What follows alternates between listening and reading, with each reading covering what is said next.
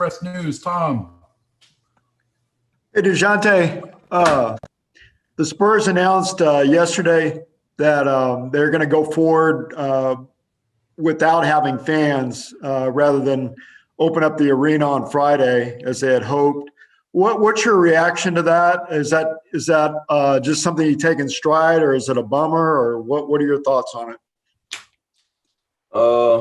Obviously it helps first. And as you guys all know that have been around here, this is one of the best organizations on and off the floor. And, mainly off the floor, they try to lead by example with the players, the fans, and just everything. So I understand, with everything's going on in the world, but at the same time, on my end, of course, it's a bummer because I love the fans and, I play for the organization, my family, and the fans. The fans would help us, become better and want to do better and, with their support. So it's hard to not have the fans in the AT&T Center cheering us on, but at the same time, like I said, health comes first. And, I know the Spurs are going to always do the right thing.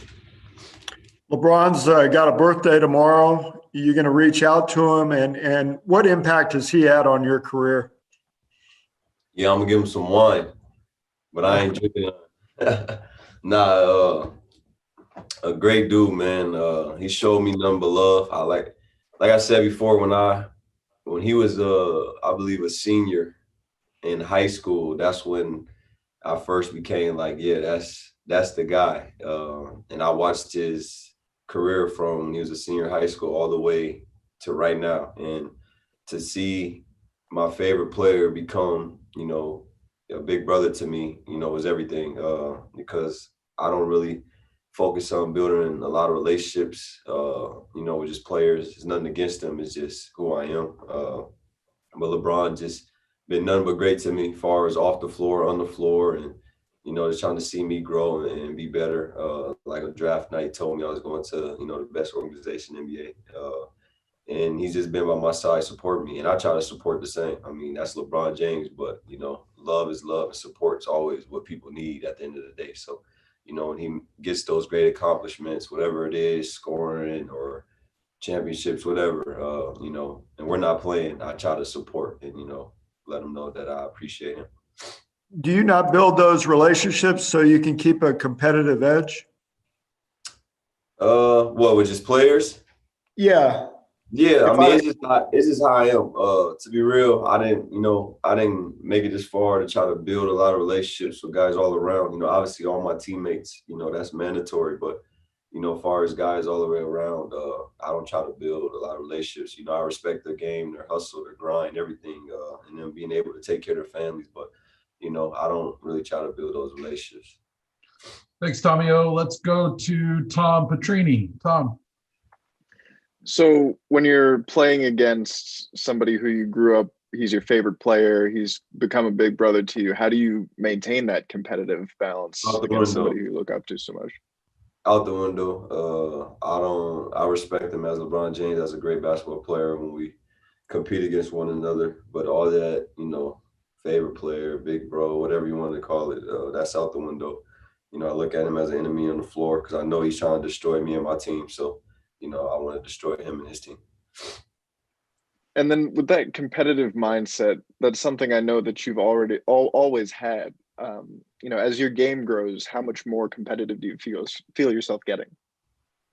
Like I always preach, man, I'm a learner, I'm a hard worker. So there's always room for improvement. I'm still figuring this thing out. I think I'm going in the right direction as an individual, but, it's going to keep getting better and better, especially with experience. Thanks, Tom. Let's go to Matt Tyne and Matt. Hey, Dejounte. You guys have been tested already this season in several close games, late close games. How have you assessed the way you guys have performed in those situations thus far? We could be better, but at the same time, I feel like, with this group, everything throwing fast, everybody trying to come together and, do the right thing. I feel like we're doing, a really good job. But like I said, there's always room for improvement, and we definitely could be better. You guys, that seemed like a little bit of a struggle point last season. Do you think you guys have made it more of a point of emphasis, or has it improved upon last season at all?